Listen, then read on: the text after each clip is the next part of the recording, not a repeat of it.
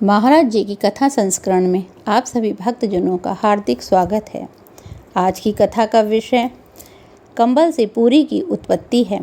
श्याम जी का बड़ा बेटा बीए द्वितीय खंड की परीक्षा में गणित के प्राप्तांकों में कुछ कमी के कारण पूरक परीक्षा की तैयारी में लगा हुआ था।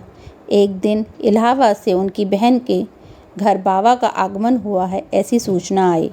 बहन ने अपनी सभी परिवार के जनों को घर पर आमंत्रित किया कि आप सब भी बाबा के दर्शन का सुख प्राप्त करें।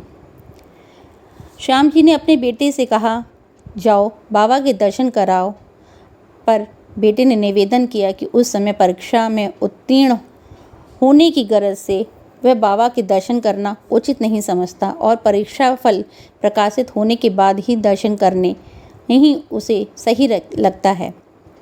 मैंने उसकी बात रख ली, ऐसा श्याम जी ने कहा। स्वयं खुद ही वह बाबा के दर्शन करने के लिए चले गए।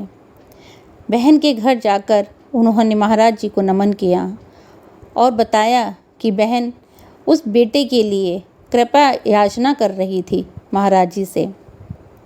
इस प्रसंग से मैंने उनको अपने बेटे और अपने बीच हुई पूरी वार्ता का यथावत वर्णन किया। इस साधारण बात पर बाबा भावावेश हो गए।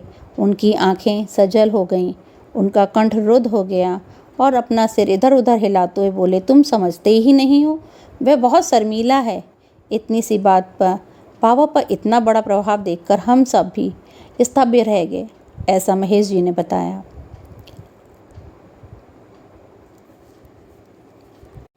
मुझे उनकी बात याद आ गई। उन्होंने एक बार श्री सुधीर मुखर्जी से कहा था कि हमारे पास हमारे लिए कौन आता है, यहाँ जो भी आता है सिर्फ मांगने के लिए ही तो आता है। इस लड़के की निस्वार्थता देखकर ही शायद बाबा का उदार हृदय पिघल गया था। वे जब बहन के घर से चलने लगे तो श्याम जी उनके साथ बाहर गए। बाबा ने अपने कंबल से एक पूरी का टुकड़ा निकाल कर श्याम जी को दिया और बोले, लड़के को दे देना।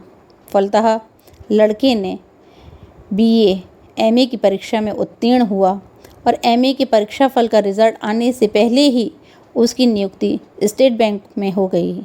जब नियुक्ति की सूचना मेरे छोटे बेटे ने बाबा को कैंची में दी तो वो बोले, हमने उसे अपना एजेंट बना दिया है अब। जय महाराज जी।